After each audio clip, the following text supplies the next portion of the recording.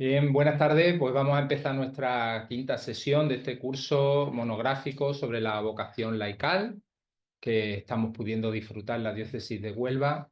Y hoy contamos con la presencia de una profesora conocida dentro y fuera de nuestro país, una persona que realmente lo vais a ver, es un regalo que podamos contar con ella hoy, que es la profesora Carmen Peña. Es catedrática de la Universidad Comillas Madrid, de Derecho Canónico, y es una de las personas que participa desde España en el dicasterio para los laicos, la familia y la vida como miembro de ese dicasterio que sabéis que es el equivalente, digamos, a las delegaciones diocesanas o a las comisiones de la conferencia episcopal. Pues la curia romana está dividida en dicasterios y ella es integrante del dicasterio para los laicos, familia y vida. Además, es integrante también del Tribunal Eclesiástico de la Archidiócesis de Madrid como defensora del vínculo. Tiene una producción académica impresionante, tanto por su cantidad como por su calidad. Y además, pues como podéis comprobar, es una persona generosísima que se cruza España para estar con nosotros aquí hoy en esta sala compartiendo lo que le apasiona, que es el estudio del derecho canónico, ¿verdad? Y en concreto, hoy en esta apertura, en esta vía nueva que se está abriendo en la Iglesia, que es el desarrollo de los ministerios laicales. Entonces, es uno de esos asuntos que, como sabéis, nuestro curso primero nos hizo reflexionar sobre la vocación. Después dedicamos 2 sesiones al mundo, a la llamada de los laicos al mundo, y ahora con esta sesión terminamos otras 2 sesiones dedicadas a la misión del laico dentro de la Iglesia. Baldomero Rodríguez la semana pasada nos habló de una perspectiva de conjunto sobre nuestra vocación a participar en la eclesialidad, en la Iglesia, y hoy Carmen nos va a hablar en específico de los ministerios laicales. Creo que no hay mucha gente en nuestro país que tenga la suerte que nosotros tenemos hoy de poder escuchar a Carmen directamente. Así que os pido que estemos muy atentos y que anotéis lo que queráis preguntar para que después no se nos quede nada en el tintero. ¿Vale? Ya no te robo más tiempo, Carmen. Mil gracias por venir a atender nuestra invitación. Especialmente te doy las gracias en nombre de nuestro obispo Santiago. Y bueno, te escuchamos atentos. Pues muchísimas gracias a ti, Juan Diego, por la invitación y a todos vosotros. Me permitís que os tutee por estar aquí hoy, esta tarde. Para mí es una alegría de verdad estar aquí porque hace 2 años, creo que fue, que intervine online. Pues yo es verdad que me quedé con ganas. En aquel momento no fue posible, pero digo, bueno, aquí hay que venir a Huelva, hay que conocer Huelva y hay que estar aquí tocando pues realmente y palpando, ¿no? Como pues las realidades, ¿no? Las comunidades diocesanas, las realidades diocesanas y tal. Entonces, para mí, de verdad que, aunque está un poquito lejos, efectivamente, pero para mí es una alegría poder estar hoy aquí. Y desarrollando un tema que me propusieron y que me parece muy interesante, que es el de los ministerios laicales, que yo les voy a dar un poco luego pensándolo y tal, voy a hacer una cierta reconfiguración, digamos, porque más que de ministerios laicales, en sentido estricto, pues voy a hablar más de la ministerialidad laical o de la ministerialidad bautismal, ¿no? Entonces, bueno, pues luego iré comentando, pero bien, me parece que es una llamada que también, pues creo que tiene su fuente, por así decir, en el mismo proceso sinodal, ¿no? Sobre la sinodalidad en el que estamos inmersos. Creo que en este proceso, que como sabemos, pues bueno, terminó la primera parte, digamos, terminó con la asamblea de octubre del año pasado, pero realmente ahora acabamos de estar convocados pues, a la fase que es más importante de todas, que es la fase de implementación, ¿no? De todo este proceso que llevamos desde el 21 viviendo. Pues bueno, ahora cómo lo implementamos y cómo lo aterrizamos en las iglesias particulares, respondiendo a qué necesidades hay, a cómo hacerlo mejor, etcétera. Entonces, desde esa perspectiva, por un lado, sinodal, me parece interesante el seguir en esta reflexión, y luego porque verdaderamente la sinodalidad, lo veníamos comentando antes, bueno, pues se puede interpretar de muchas maneras, ¿no? Pero realmente pues creo que es un revulsivo importante en la concepción del sujeto eclesial, que es el pueblo de Dios en su conjunto. Esto nos toca muy directamente a los laicos, indudablemente, en cuanto principales, bueno, pues miembros, o por lo menos más numerosos del pueblo de Dios, ¿no? Y porque el mismo proceso sinodal ha supuesto un revulsivo en esta reflexión sobre la ministerialidad, ¿no? Y sobre la ministerialidad laical en concreto. Entonces me parece que es interesante.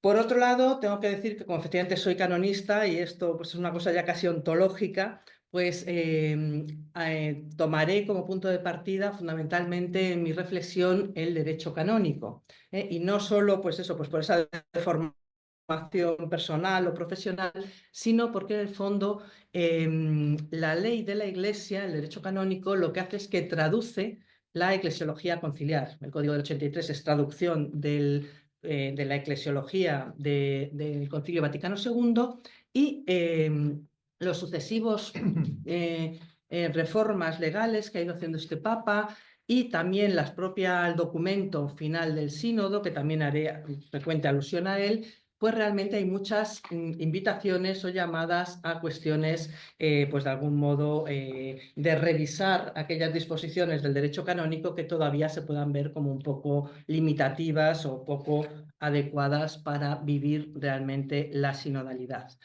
Es verdad que aquí el documento final del sínodo, frente al documento del año anterior, que era como más maximalista, ¿no? Acabó diciendo que lo primero, que se revise el derecho canónico así en su conjunto. Y, hombre, si en el derecho canónico hay muchas cosas que están muy bien, que son directamente traducción del concilio. Entonces no es tanto revisar en conjunto, sí, pero eso sí, decir, bueno, valorando lo que hay, uno, aplicarlo, porque todavía 40 años después hay cosas que están pendientes de aplicar, y dos, bueno, pues aquellas cuestiones que haya que retocar, efectivamente, pues en fin, no cerrarnos, ¿no?, a retocarlas. Por otro lado, en cuanto a este planteamiento, quiero también decir que en principio en la actualidad, en el derecho canónico, no existe ninguna diferencia en el ámbito del laicado entre varones y mujeres. Por tanto, cuando yo hable de laicos, estoy hablando de laicos, de laicas, de varones, de mujeres, indistintamente, porque no hay ninguna diferencia. O sea, simplemente ya es de cara al acceso al ministerio ordenado. Pero en el ámbito del laicado no hay ninguna diferencia, por tanto, entiéndase siempre como comprensivo de varones y mujeres todo lo que cuando hable de laicos en general. Bien, en el esquema he partido más que, bueno, pues más que unos presupuestos rígidos así, ¿no? He preferido, es decir, presupuestos invitaciones, ¿no? Porque creo que estamos en o un poco lo que me parece que es importante situarnos en esa clave de una perspectiva dinámica, ¿no? Entonces, bueno, ¿qué invitaciones, más que unos presupuestos, ya digo, estáticos, rígidos, qué invitaciones creo que nos pueden ayudar o podemos acoger, ¿no?, para reflexionar sobre esta cuestión?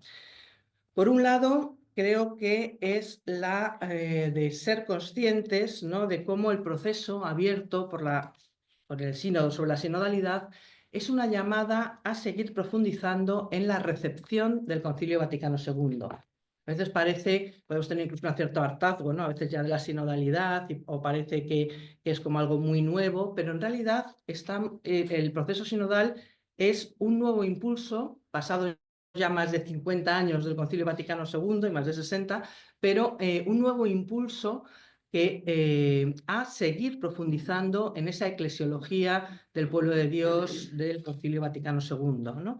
Y precisamente, pues las cuestiones, yo creo que centrales, y sobre todo para nuestro tema, que nos importa, estaban ya en el Concilio Vaticano II, ¿no? Es la concepción de la Iglesia como pueblo de Dios, los principios de comunión episcopal y de participación y corresponsabilidad de todos los bautizados, ¿no? Y precisamente por esa corresponsabilidad de todos los bautizados, por ese sensus fidelium que también existe en la Iglesia, es por lo que se abren procesos de escucha, etcétera, ¿no? Que parece que la sinodalidad se ha reducido un poco a eso y realmente creo que es algo mucho más amplio, ¿no?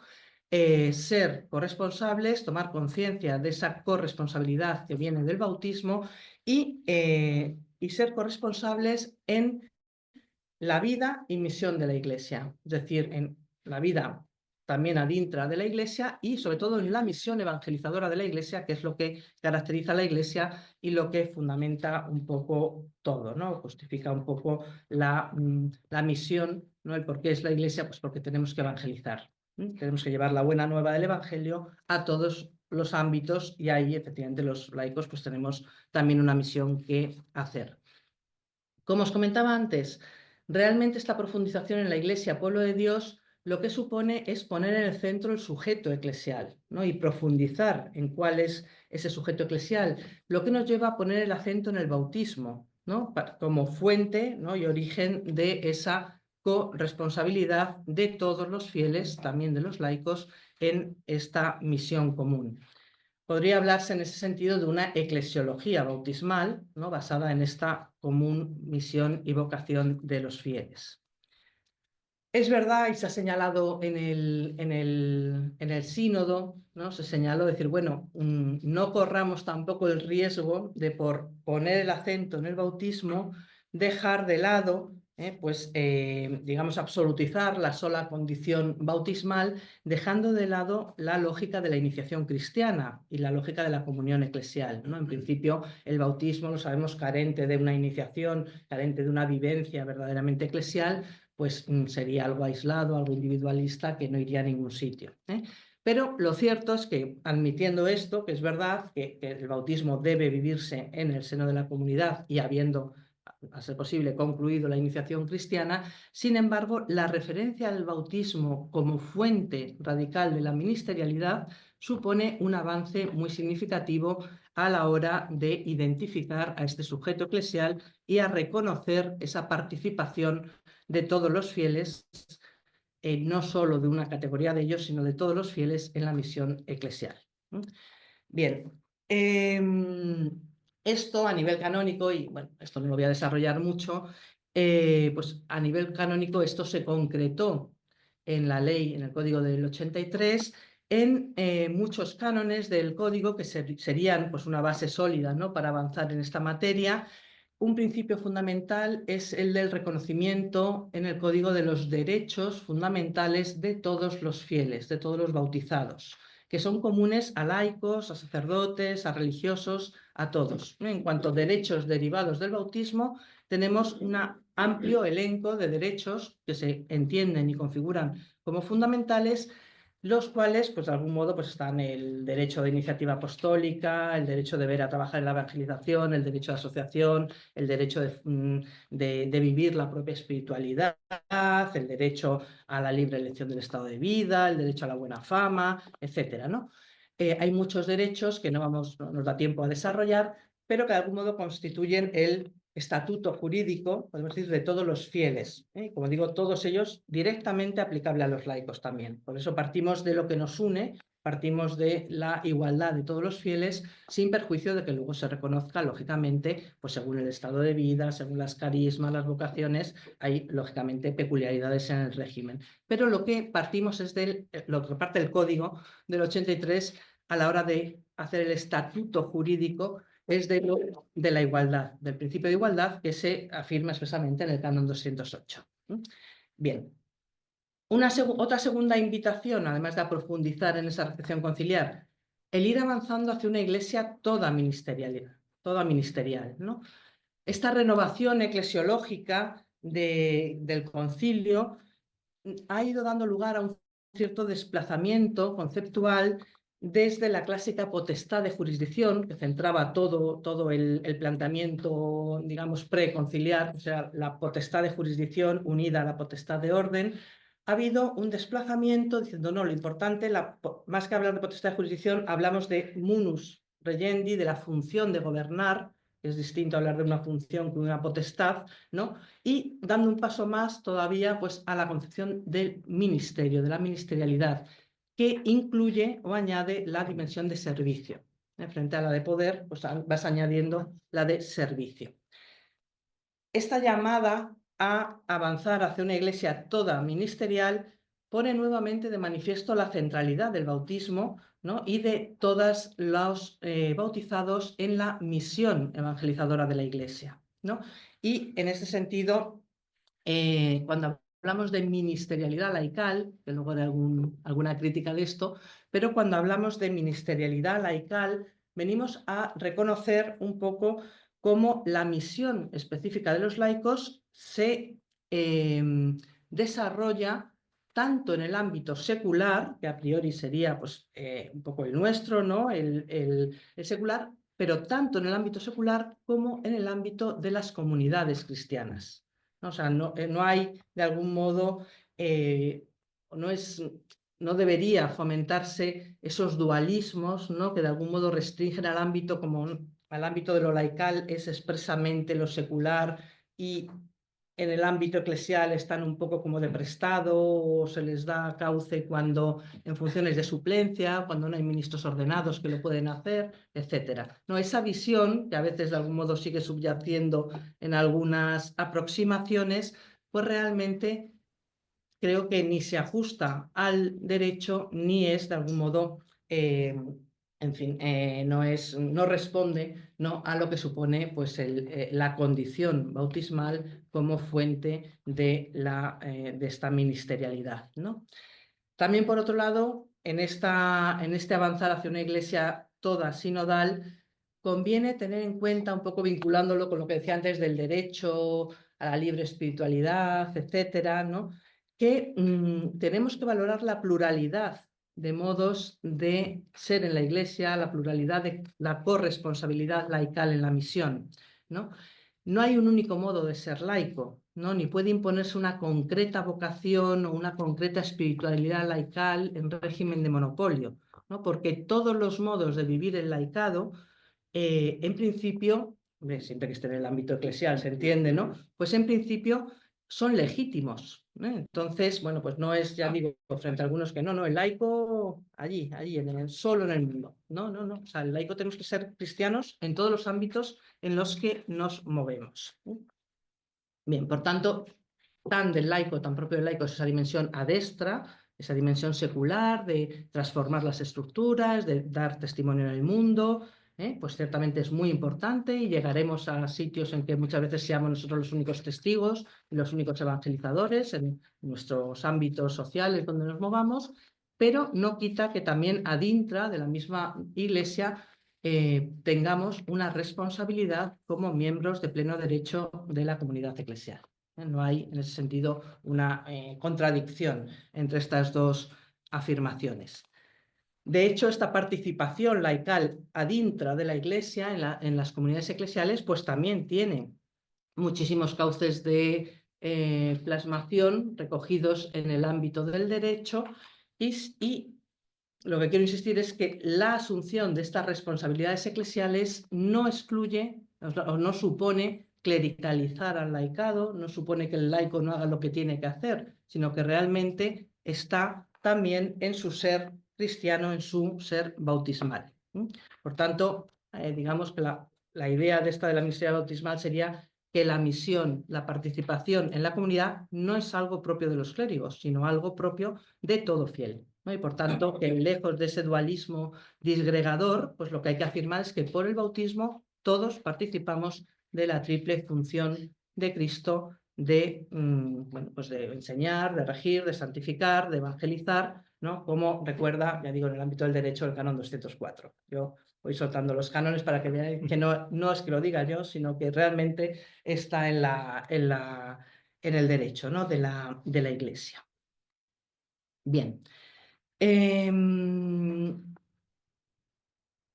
Y tercera invitación, en este caso pues muy fuertemente hecha por el Papa Francisco, la de avanzar hacia una iglesia estructuralmente sinodal.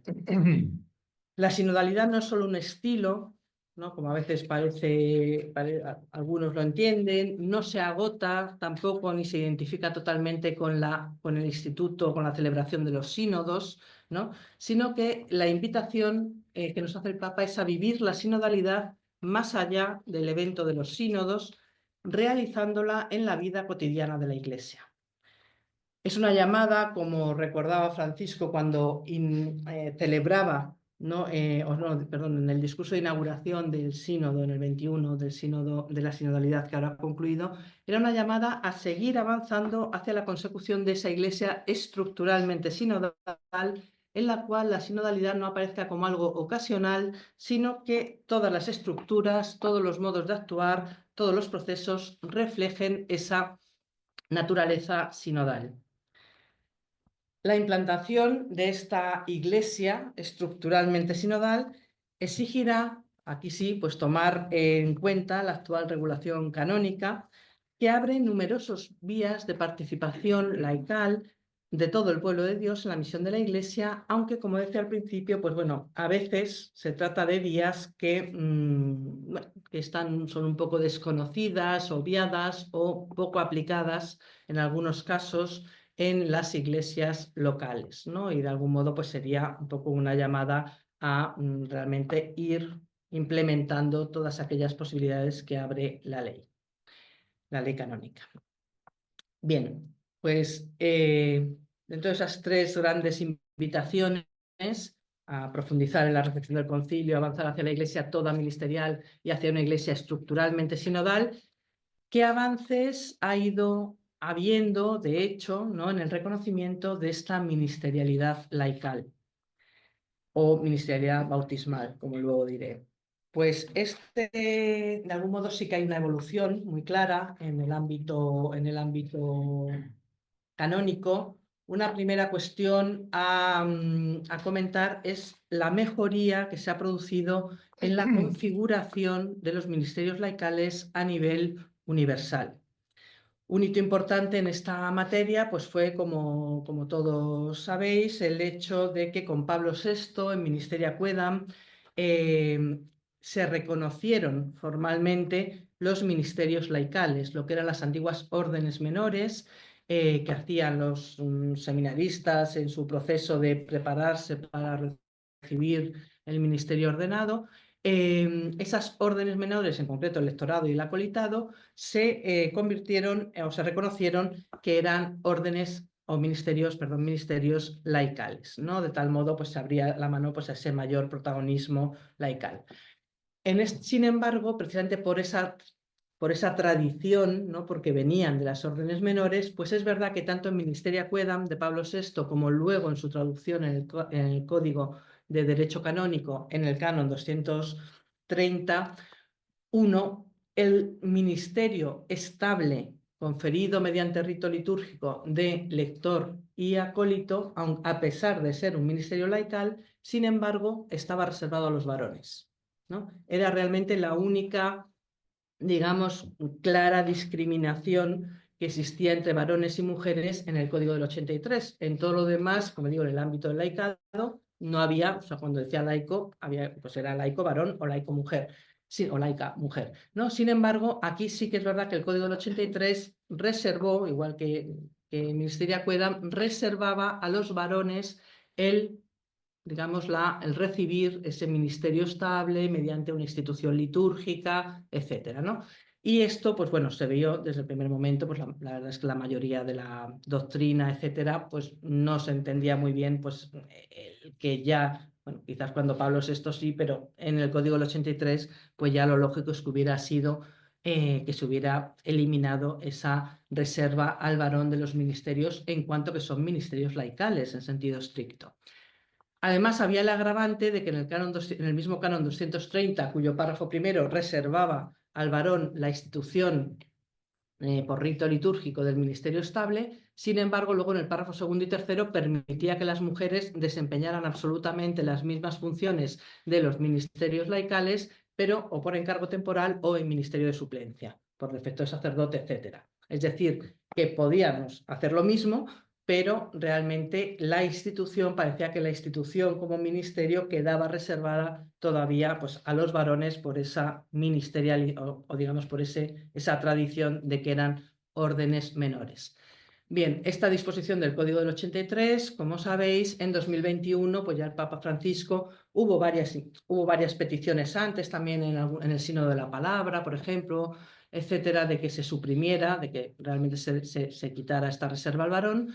Pero bueno, ya Francisco en el 2021 abrió la posibilidad del ministerio laical instituido, insisto, mediante rito litúrgico, tanto a varones como a mujeres, ¿no?, en el motu proprio Spiritus Domini del 21.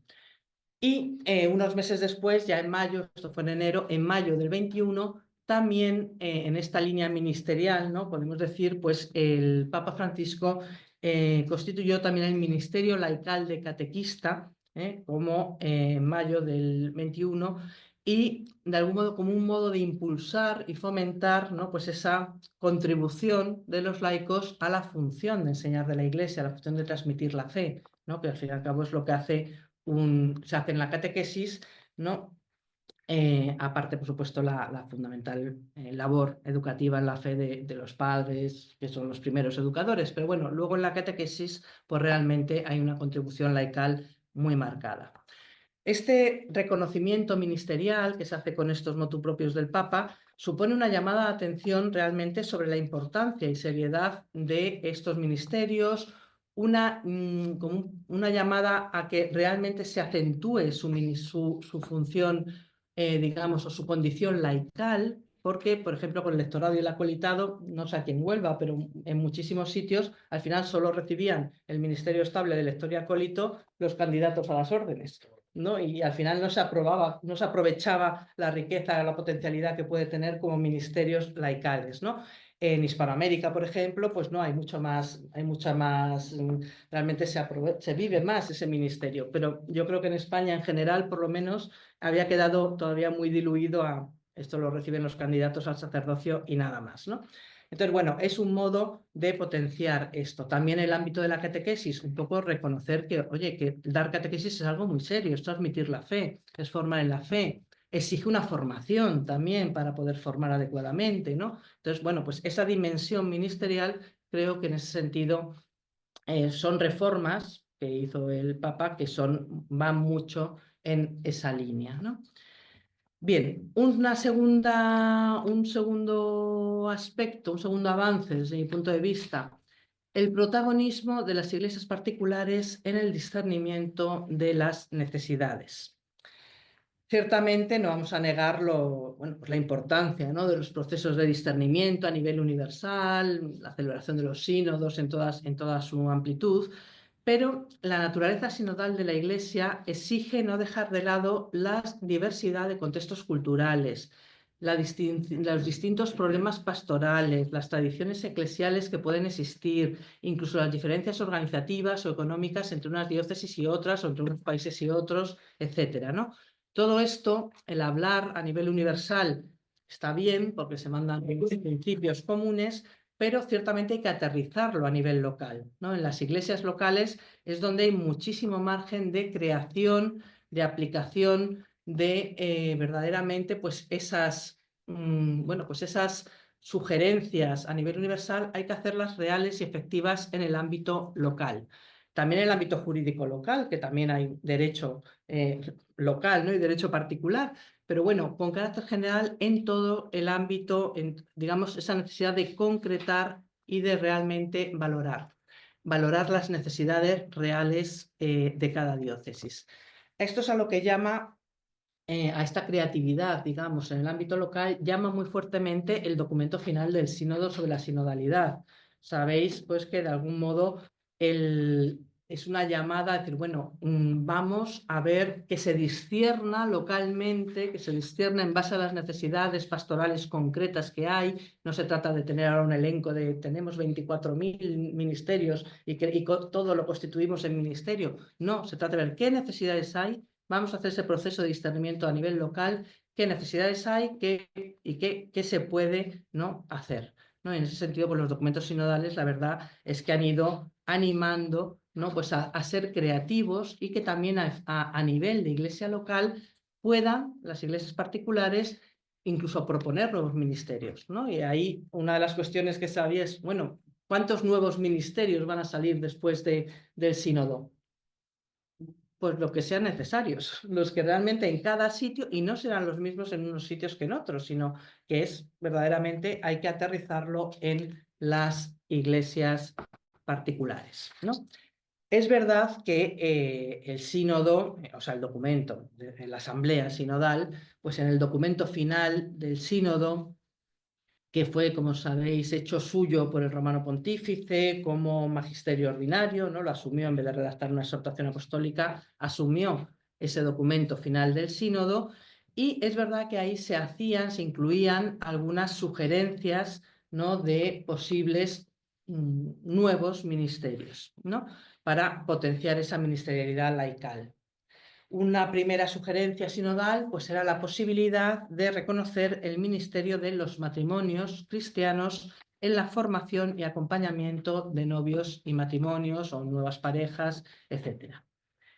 Esta propuesta la fundamenta el documento final en la misión particular, dice literalmente, de los esposos cristianos, que concierne al mismo tiempo a la vida de la familia, a la edificación de la Iglesia y al compromiso en la sociedad. Es decir, los matrimonios cristianos realmente tienen esa triple dimensión, su actuación, pues de cuidar la propia familia, con ello edificar la Iglesia, en cuanto a Iglesia, la familia es la Iglesia doméstica, y contribuir ciertamente al beneficio y al compromiso con la sociedad. Esta sugerencia del documento final del sínodo está muy en línea con las aportaciones del sínodo sobre la familia, un poco el primer gran sínodo que convocó el Papa Francisco, y con la exhortación apostólica Amoris Laetitia, pues que realmente cuidaba o insistía mucho, ¿no?, en esa dinámica de las familias como primeras evangelizadoras de otras familias y como sujetos de evangelización, etcétera.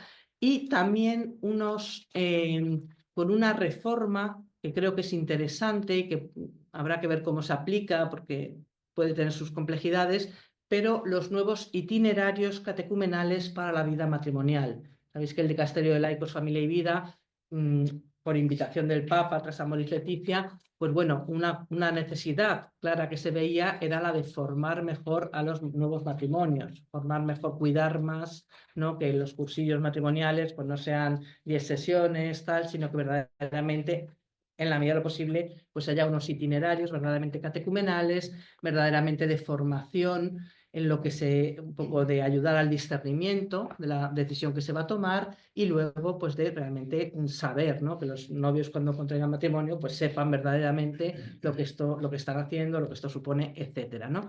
Y ahí, en estos itinerarios, pues realmente el papel de parejas acompañando matrimonios más mayores, acompañando a los matrimonios jóvenes, bueno, pues ahí eso lógicamente no depende fundamentalmente del sacerdote, sino que hay un ámbito claro de trabajo, de compromiso de los matrimonios cristianos en esa tarea, ¿no? Y por tanto, pues bueno, se veía que era que habría un reconocimiento ministerial de algún modo como ministerios de esa figura. También animaba el documento final del sínodo a discernir, ya digo, siempre en las iglesias locales, conforme a concretas necesidades que existan, pues otros posibles ministerios, como el ministerio de la escucha y del acompañamiento. Se animaba a discernir esto, pues sobre todo intentar delimitar bien su concreto contenido, porque claro, la escucha y el discernimiento y el acompañamiento es algo muy amplio, ¿no? Dice, bueno, pues habrá que ver cómo se relaciona en cuanto nuevo ministerio laical, pues con un acompañamiento más espiritual, con el aconsejar pastoralmente, etcétera, ¿no? Pero bien, en cualquier caso, pues sí es verdad que cabe un amplio, en la escucha y el acompañamiento, cabe pues, realmente una amplia participación por parte de los laicos, no solo esté restringido al orden sagrado, ¿no? También el ministerio de la caridad, que es central en la vida de la Iglesia y en la misma concepción de la diaconía, ¿no? Pues el ministerio de la caridad, pues verdaderamente incluso se puede hacer, pues eso, tanto individual como asociadamente, por ejemplo, pues a través de Cáritas, a través de otras organizaciones, pues es posible verdaderamente o sea, reflejar el rostro de Dios amor y de Dios que cuida a todos y que se preocupa, ¿no?, de todos, pues también a través de este ministerio de la caridad.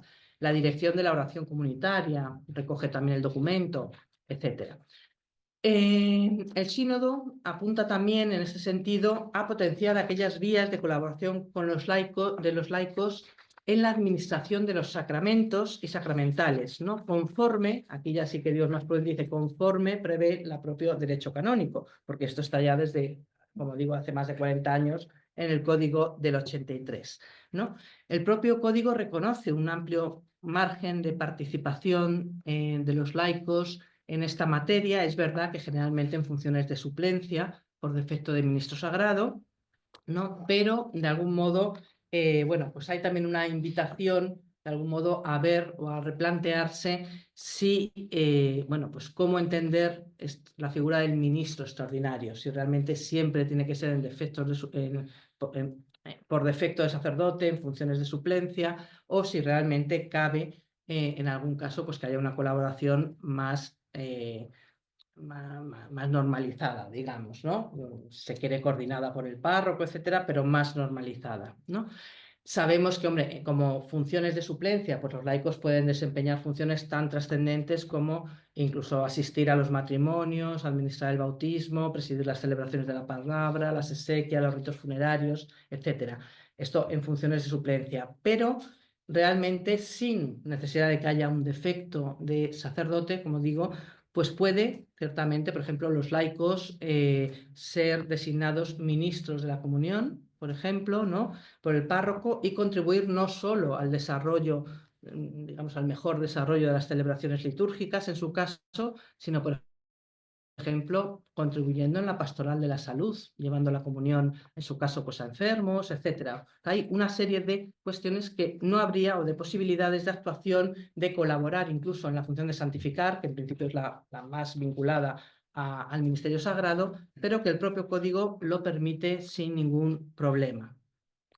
También ciertamente, pues todo lo que es la actuación de los laicos en la vida de la parroquia en el sentido más amplio, pues ciertamente hay que afirmar y hay que recordar pues, que realmente la parroquia no es del párroco, en el sentido de que se agote el párroco, sino el párroco tiene su papel, lógicamente, pero la parroquia es la comunidad de los fieles de esa parroquia. No, el párroco puede cambiar, el sacerdote será destinado a una parroquia a otro, pero lo que permanece es la comunidad de los fieles. Y ciertamente, pues los laicos son los que hacen posible, los laicos de esta parroquia son los que hacen posible que se sostenga el culto parroquial, que se sostenga toda la actividad, todas las actividades de las parroquias, sea del ámbito caritativo, del ámbito catequético, etcétera, ¿no? Social en sentido amplio, etcétera. Entonces, bueno, pues ahí de algún modo la participación consciente y, digamos, y responsable también en la vida parroquial como algo propio, como algo específico del compromiso laical, pues es también un ámbito de actuación. Esta corresponsabilidad laical en la vida de las parroquias se pone más de manifiesto, es verdad, en las llamadas unidades pastorales, un poco por necesidad a veces, ¿no? Pero bueno, son esas estructuras que surgieron para dar solución a la escasez de sacerdotes, ¿no? Pero que realmente vividas con ese sentido de ministerialidad laical y de compromiso laical, pues realmente pueden ser muy ricos al estar menos presente el párroco o el sacerdote, etcétera, pues al final el margen de actuación de los laicos y de compromiso de los laicos es mucho mayor. Por tanto, si esto se potencia en los sitios en que muchas veces, por desgracia, pues no hay más remedio, ¿no? que establecer estas unidades porque por escasez, efectivamente, de sacerdotes, creo que puede ser una oportunidad buena desde esta perspectiva de que decía el documento del sínodo, decir, bueno, a la luz de las necesidades locales y quizás de la escasez de sacerdotes, potenciense, véase cómo estructurarlas, cómo darles ese sentido y cómo verdaderamente pues pueden ser expresión también de esta corresponsabilidad laical. Bien, habría también, junto con estas sugerencias que recoge lo que he dicho hasta ahora, está en el documento del sínodo, ¿no? Habría también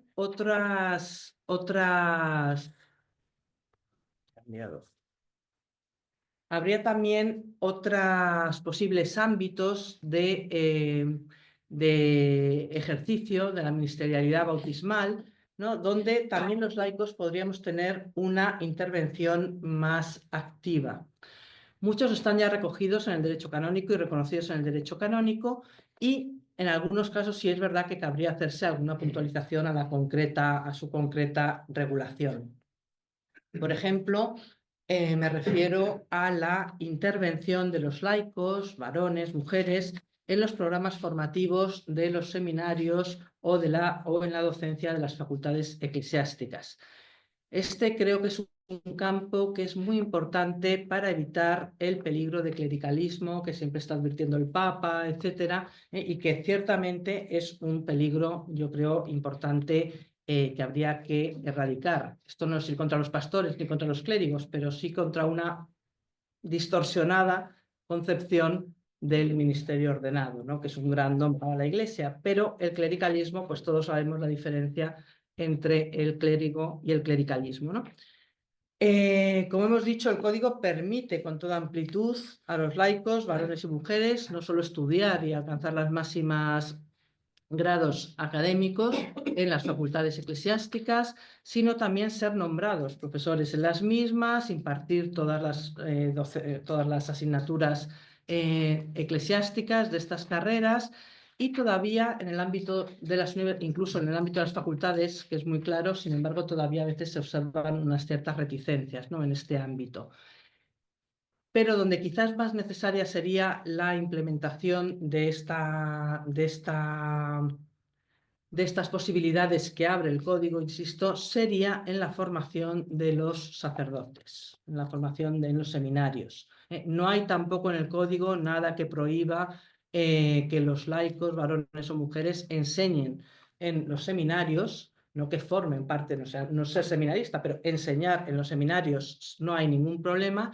Y la misma ratio fundamentalis que regula, ¿no?, los estudios seminarísticos, aunque aconseja que la mayoría de los profesores sean clérigos, sean sacerdotes, es la mayoría, no la totalidad.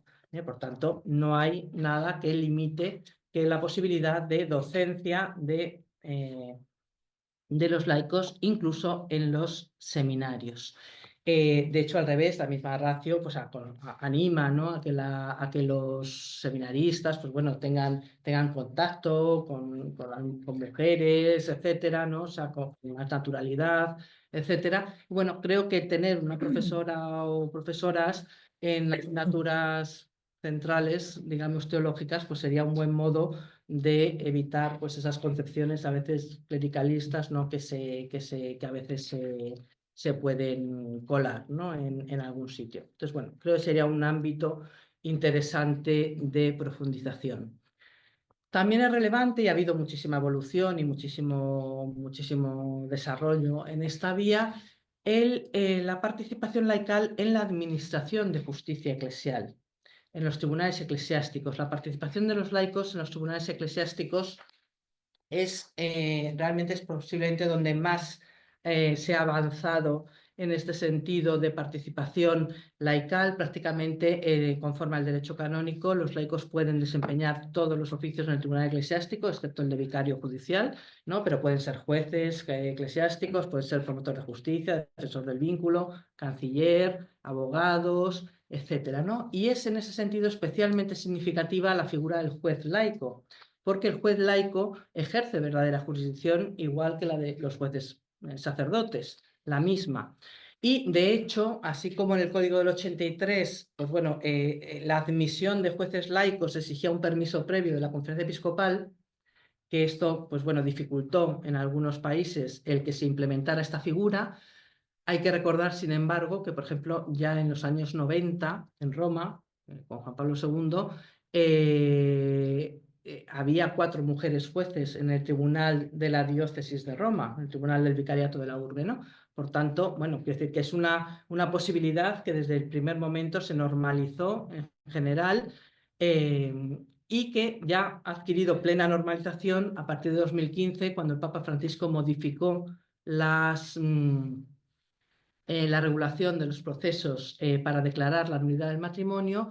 Ahí es un cambio significativo porque antes estaba limitado, como decía, al permiso previo de la Conferencia Episcopal y a que fuera un juez laico de 3, varón o mujer, pero un juez laico de 3.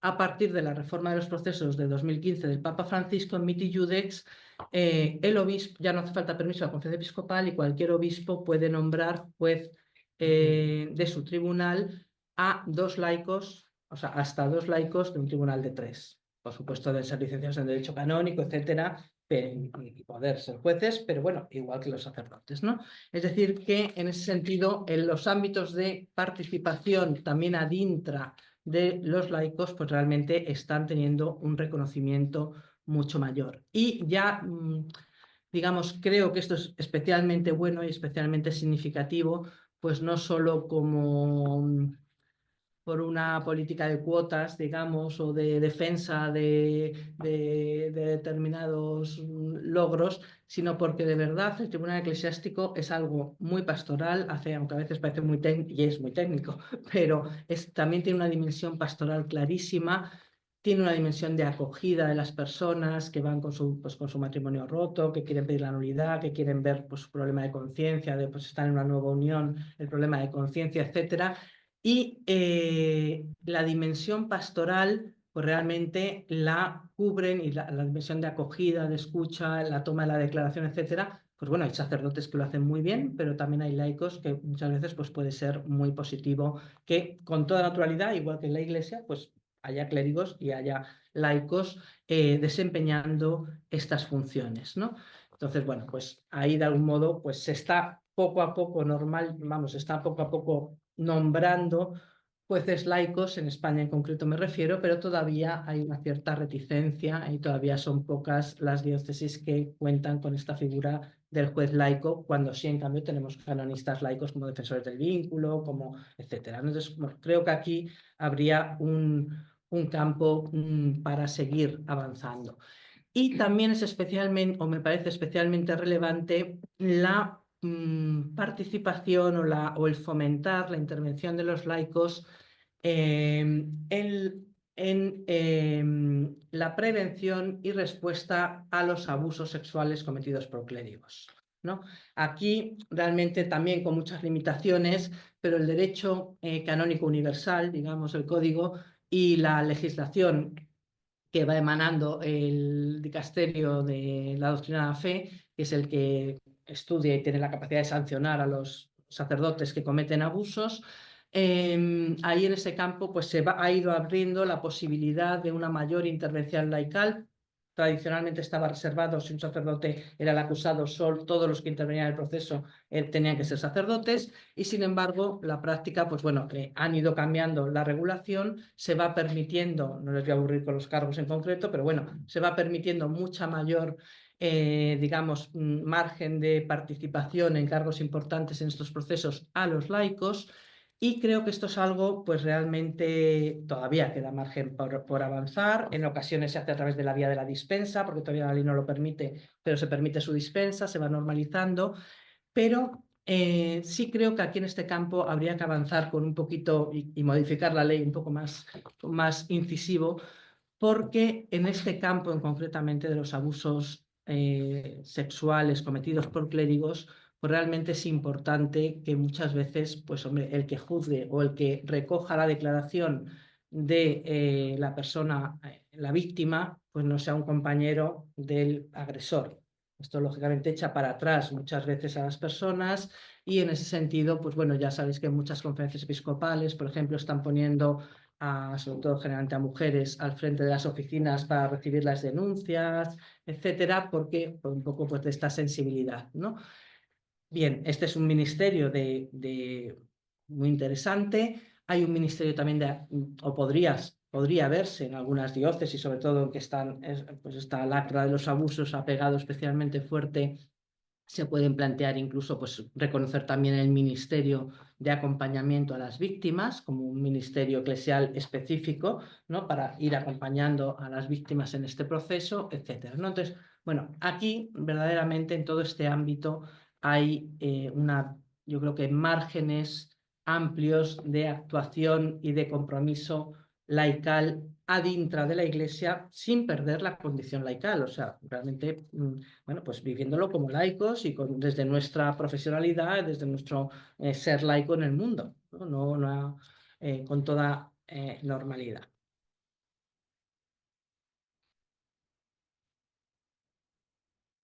Bien.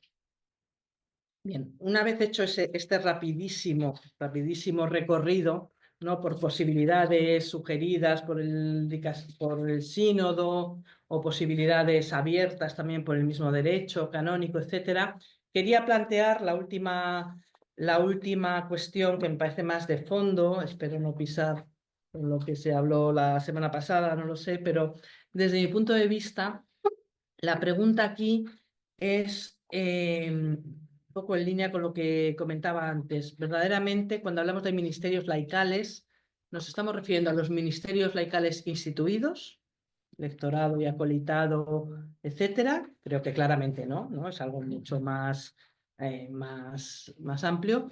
O podemos hablar de ministerialidad laical o de ministerialidad bautismal, incluso, ¿no?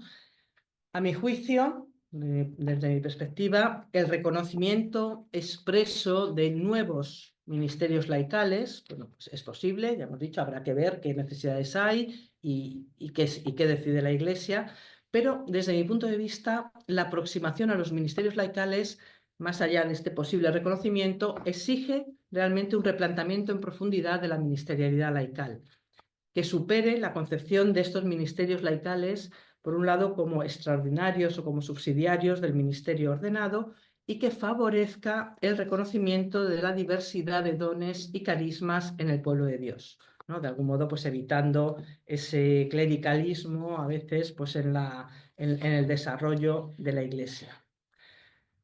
Como aclara el mismo documento, la Iglesia es muy plural, tiene muchos carismas, tiene muchos dones, y también es verdad que no se trata de ir constituyendo cada servicio en la Iglesia como un nuevo ministerio. Creo que esto sería una inflación de ministerios, ¿no?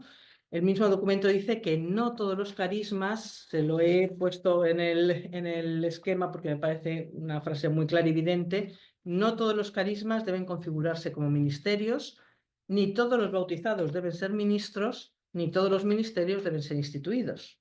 O sea, son cosas distintas, ¿no? Este discernimiento de qué carismas a lo mejor hay que plantearse que sean instituidos, etcétera, bueno, pues corresponderá hacerlo, medimos a las iglesias locales, viendo sus necesidades, etcétera. Y el reconocimiento de un carisma como instituido, es verdad que tiene un valor especial en sí mismo, porque supone pues, el reconocimiento de ese ministerio con carácter estable. Ese ministerio pues, realmente está al servicio de la misión, hay un reconocimiento público por parte de toda la comunidad, de la autoridad jerárquica, etcétera, también, y el hecho de reconocer, por tanto, un ministerio o un servicio como ministerio, ciertamente no es algo baladí, es algo que es importante, ¿no? Entre estos ministerios, pues cabe distinguir los ministerios instituidos en sentido estricto, que, dice el documento, son conferidos por el obispo una vez en la vida, con un rito específico, tras un discernimiento adecuado y con una formación adecuada de los candidatos, ¿no? En ese sentido, constituye propiamente un sacramental que configura a la persona y define su modo de participar en la vida y misión de la Iglesia, ¿no? Por tanto, los ministerios instituidos tienen un gran reconocimiento eclesial, ciertamente, pero también tienen quizás, o llevan aparejado pues realmente una preparación, una formación, una estabilidad, perpetuidad casi, pues que no es tampoco ni para todo el mundo, ni lo que necesitamos en todas las ocasiones y todos los momentos, ¿no? Luego hay otros ministerios que no son instituidos, pero que son ejercidos públicamente, de modo estable, por mandato de la autoridad, ¿no? Pero no instituidos ritualmente, es decir, no configuran a la persona como un sacramental, no reciben un rito litúrgico, pero sí que están desempeñando por mandato del obispo puede ser un oficio eclesiástico, un encargo, una misión concreta, ¿no? Y ahí lo importante es el mandato de la autoridad y el reconocimiento de que efectivamente es un ministerio que se ejerce de modo público y estable. Y ahí, pues ya digo, los laicos, como decía, el código abre todas esas posibilidades de actuación y podría haber otras. Y luego están todos otros servicios puntuales, espontáneos de los fieles, que descansan también en el compromiso bautismal, pero que no requieren esas condiciones especiales de formación, etcétera, de capacitación, ni tampoco tienen ese reconocimiento, sobre todo explícito y estable, ¿no? Sino que simplemente es pues la natural colaboración de los laicos pues, a las cuestiones que nos afectan de nuestra comunidad, de nuestra vida de fe, etcétera, ¿no? Será, como decimos, a las iglesias particulares a quienes corresponderá discernir en cada caso qué carismas de los que existen en su iglesia pues realmente responden o conviene que adopten esa forma ministerial, ¿no? Pero, como decía, desde mi punto de vista, no se trata tanto de multiplicar el reconocimiento de los ministerios y atribuir el carácter ministerial a cada servicio, a cada actividad, etcétera, sino fomentar y vivir con naturalidad la ministerialidad laical, normalizando la participación responsable y activa de los laicos en la vida y misión de la Iglesia, ¿no? Es decir, no hacer exageradas distinciones entre el ámbito ad extra, ¿no?, y el ámbito ad intra, sino que realmente, con naturalidad, como decíamos al principio, la tarea de los laicos ciertamente es impregnar las realidades temporales del espíritu del Evangelio, pero también vivir ad intra plenamente nuestra condición bautismal como fieles de pleno derecho, ¿no? Por tanto, realmente, desde mi punto de vista, insisto, el acento no debería ponerse tanto, creo yo, en el laicado como tal, sino en el bautismo, que es lo que nos une a todos. Sería superar esa dualidad iglesia-mundo, ¿no?, que subyacen algunas concepciones del laicado que de algún modo hacen depender la identidad de los laicos de nuestro ser en el mundo, mientras que los clérigos se definirían como el ser en la iglesia, ¿no? Y esto lo que hace es seguir bueno, pues manteniendo esa dualidad clérigo-laicos, iglesia-mundo, ¿no? Y de algún modo, pues priva a los laicos o les deja siempre en ese segundo lugar, como de algún modo, bueno, pues a lo que no llegue el sacerdote, pues ya que lo hagan los laicos, ¿no? Entonces, creo que esto es importante, partir, como decía antes, de la ministerialidad y de la condición bautismal, que es lo que nos hace igual a todos, ¿no? Pues hacía que, sin negar el avance que ha supuesto en la Iglesia, pues de algún modo en la Iglesia anterior al Concilio Vaticano II, que era más clericalizante, más jerarquizada, pues el reconocimiento de los ministerios laicales instituidos después del Concilio Vaticano II, pues ciertamente fue un avance, no cabe ninguna duda de ello, pero creo que en el momento actual, ya en 2025, tras esta profunda evolución que la comunidad eclesial pues hemos experimentado desde el Concilio Vaticano II hasta ahora, todas las posibilidades que, ya digo, el propio derecho canónico, la propia ley eclesial, pues ha ido abriendo y la dinámica que ha ido transformando la propia marcha, o sea, las propias organización eclesiástica también, ¿no? Creo que esto exige dar un paso más en la concepción de los ministerios, superar el dualismo clerical-laical, que sigue subyaciendo en el fondo en la denominación de ministerios laicales, pues si son laicales porque no son clericales, ¿no? Entonces sigue subyaciendo ese dualismo clerical-laical y poner de manifiesto el fundamento bautismal de la ministerialidad de todos los fieles.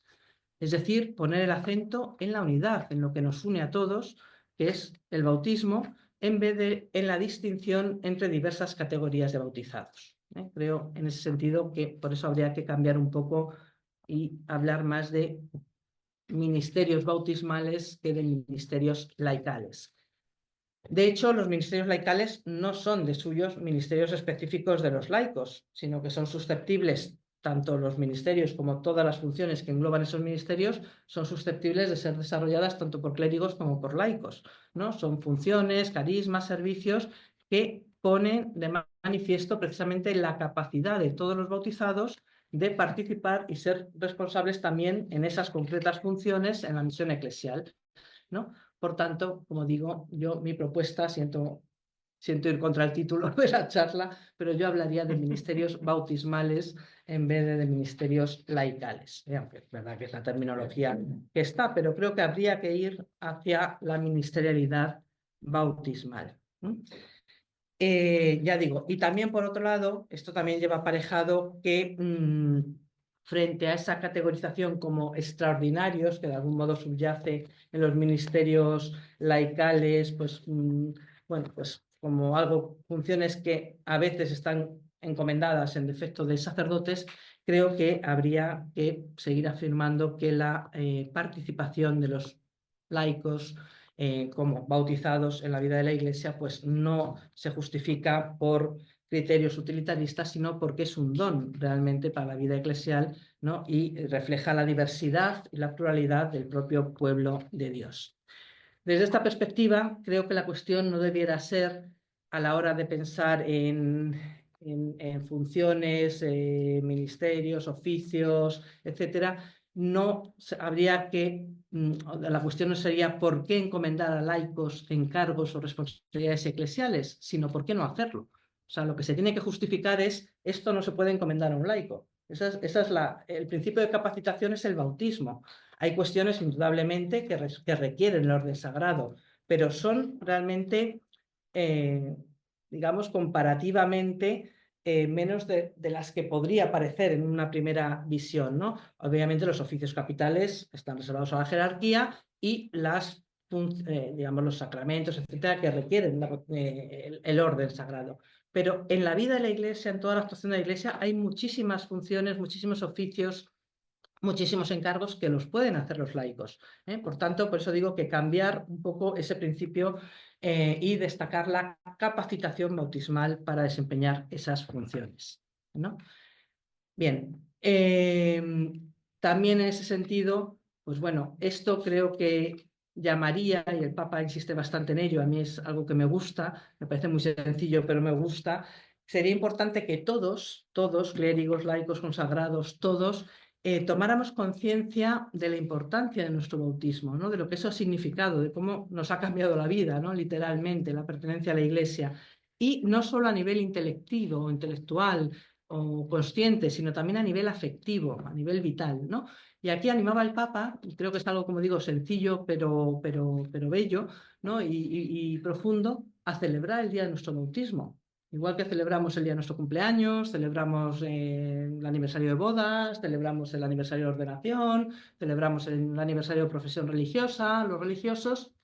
Bueno, celebrar el día de nuestro bautismo, vivencialmente, que sea un día importante, ¿no? Para nosotros. Hay muchos bautizados, yo creo que ni saben cuál es el día de su bautismo, ¿no? Entonces dices, bueno, pues realmente es que es algo súper trascendente en nuestra vida. Ya tenemos una tarea. No, pues bueno, es una cosa, ya digo, eso, pero no, celebremos las cosas que nos importan, lo celebramos, somos celebrativos. Pues vamos a celebrar el bautismo porque es algo que se supone que realmente pues, es importante, ¿no? En nuestra vida. Bien, pues ya para que me estoy alargando, para concluir, en vez de unas conclusiones cerradas, pues bueno, abriendo vías de participación y corresponsabilidad bautismal, creo que es importante, pues eso, pues muy breve porque ya he dicho casi todo, una conversión sinodal en el sentido de una voluntad de aplicar las posibilidades de participación laical que ya existen, insisto, en la ley canónica desde hace muchos años y décadas incluso, ¿no? A mí me gustó que la nota de acompañamiento del Papa, cuando asumió el documento final del sínodo, ¿no? Dijo, en la nota de acompañamiento dijo, vamos a exhortaba a las iglesias particulares a ejecutar eficazmente lo que ya está previsto en el derecho vigente, desde esa conciencia de que hay muchas cosas que están previstas, pero no se aplican. Y bueno, lo primero de todo, vamos a a aplicar lo que ya hay. Insisto, desde hace más de 40 años, o sea que no es una novedad, ¿no? Esto, por supuesto, no excluye estar abiertos a modificar y mejorar aquellas cosas que veamos que tienen que modificarse, ¿no? Desde ese principio general, que no vuelvo a contar, pues el reconocimiento de la condición bautismal como principio general de capacitación eclesial, ¿no? Superando esa tentación del clericalismo. Y quiero acabar con esto, con la importancia, cambio un poco el orden, pero bueno, con la importancia de la formación. Tanto el discernimiento sobre estas vías de ejercer la ministerialidad bautismal como la asunción de los concretos ministerios, mandatos, oficios, servicios, funciones, lo que nos encomienden o podamos asumir, van a exigir en general una adecuada formación teológica o en su caso canónica que creo que es importante para desempeñar bien nuestra función, ¿no? Y para ser conscientes de ese compromiso bautismal y para poder realmente, pues, contribuir a la misión verdaderamente evangelizadora de la Iglesia y a la vida de la Iglesia. Es muy significativo que en el documento del sínodo, el documento final del sínodo, se ve la preocupación por la formación, porque se dice nada menos que 43 ocasiones se cita la palabra formación. Hay una preocupación real por la formación. Por tanto, creo que en este contexto teológico, pastoral, universitario, formativo en el que nos encontramos, pues es un reto, un aliciente para nuestra tarea y el modo perfecto de acabar y no enrollarme más. Así que muchísimas gracias. A ti, Carmen. Bueno, tiempo de intervenciones, preguntas. las preguntas breves para que nuestra ponente pueda explayarse. Mientras se levanta alguna mano, Carmen, tengo que agradecerte que a mí me has despertado varias preguntas y además me gusta mucho que hayas llevado la contraria al título de la ponencia. Es muy de agradecer cuando alguien se pone en contra de lo que le dicen, aunque sea levemente, ¿no? A mí eso me parece una señal de salud, Carmen. Muchas gracias. Me ha hecho mucho reflexionar algunas de las cosas que has planteado, ¿no? Me había apuntado muchas cosas, como por ejemplo, ¿qué es clericalizar a los laicos? Es interesante, usamos la palabra clericalismo y alguna gente tiende a pensar que es un ataque a los clérigos, pero no. El clericalismo es una mala manera de ejercer la clerecía. Es decir, es una mala manera de, no es el ser un clérigo sano, es ser un clérigo enfermo. Claro. Pero también ser un laico enfermo, porque tan clerical puede ser un clérigo como un laico. Entonces, bueno, esa sería una de las preguntas, pero me ha parecido muy interesante esto último que has planteado de la unidad en el bautismo. El problema que yo le veo a esto es que en el momento en que nosotros hacemos un bautizados, no bautizados, entonces toma el protagonismo algo que a mucha gente de nuestro tiempo le da como urticaria. Y el bautizado es el que ha elegido a Cristo, porque se sabe elegido por Cristo y entonces responde que sí. Y el otro, el no bautizado, por lo menos hoy, no ha hecho su opción por Cristo. Pero claro, esto supone ver en mí y ver en ti y ver en ti y ver en ti una opción que me separa del otro. Y esto hay mucha gente que le cuesta horrores ahora mismo, pero horrores enormes. O sea, es decir, es lo que ocurre con el sincretismo religioso, es lo que ocurre con no querer tener problemas para afirmar en voz alta la misión salvífica de la Iglesia en el anuncio del Evangelio. Es como que todo da igual, como que lo que importan son los valores. Entonces, claro, en el momento que nosotros decimos, lo importante no es que tú seas clérigo y yo sea laico, sino que tú y yo somos bautizados. Entonces, claro, ahí ponemos la tilde en que nosotros estamos bautizados porque estamos detrás de Cristo. Es que el mismo concepto de bautismo está degradado, porque se bautiza por costumbre. No le damos la importancia a esa palabra del bautizado. Tú tienes un niño y lo que toca es bautizarlo. Se eligen padrinos que son tus amigos, no que puedan aportarte algo al niño, con lo cual ya estamos minutos hablando de pero que se enfadan si se les exige que tengan que estar confirmados. Claro,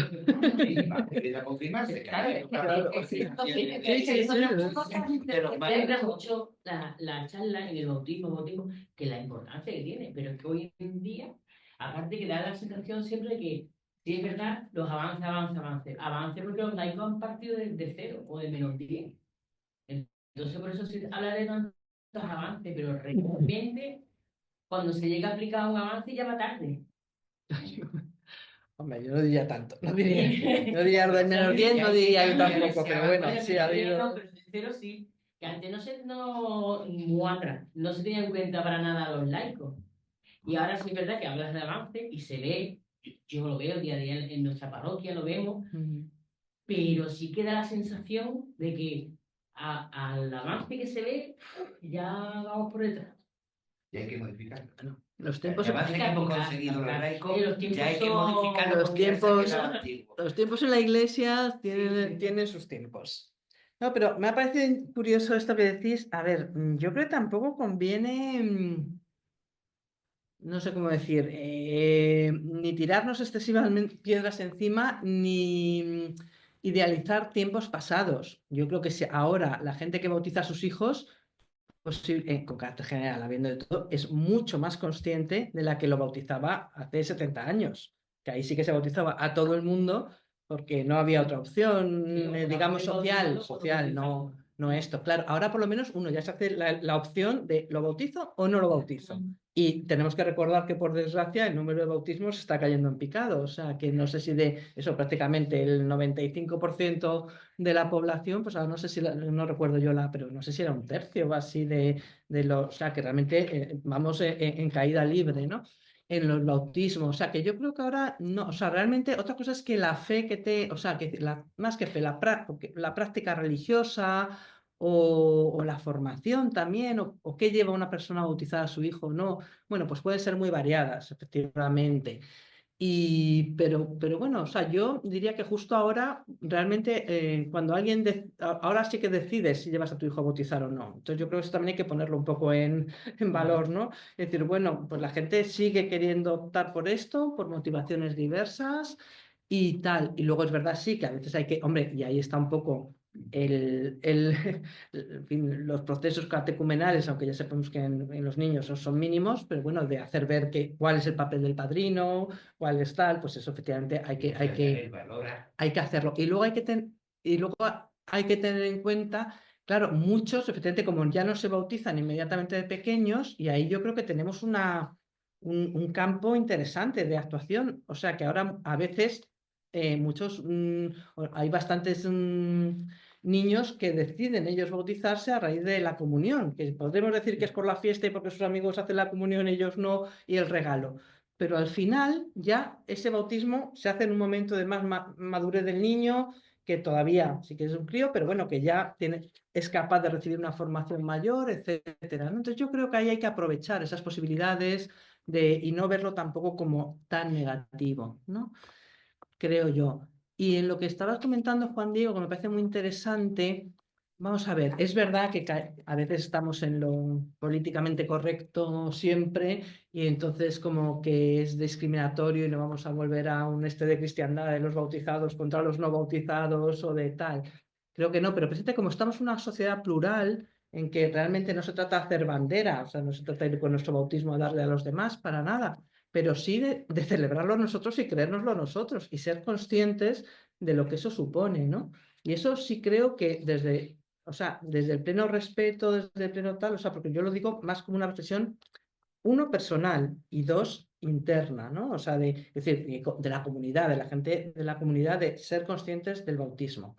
Ahora, es muy interesante lo que dices de cómo nos relacionamos hacia afuera, digamos, y ahí sí creo que, por ejemplo, el sínodo, que en este aspecto se ha acentuado, se ha puesto muy poco énfasis, es verdad que o sea, al final el sínodo ha sido más como una reflexión sobre la Iglesia, eso, pues casi como conciliar, pero en el documento primero, el primero que se hizo, junto con esta reflexión de la Iglesia hacia adentro, que estaba basada en Lumen Gentium, en el decreto, en la Constitución Apostólica Lumen Gentium.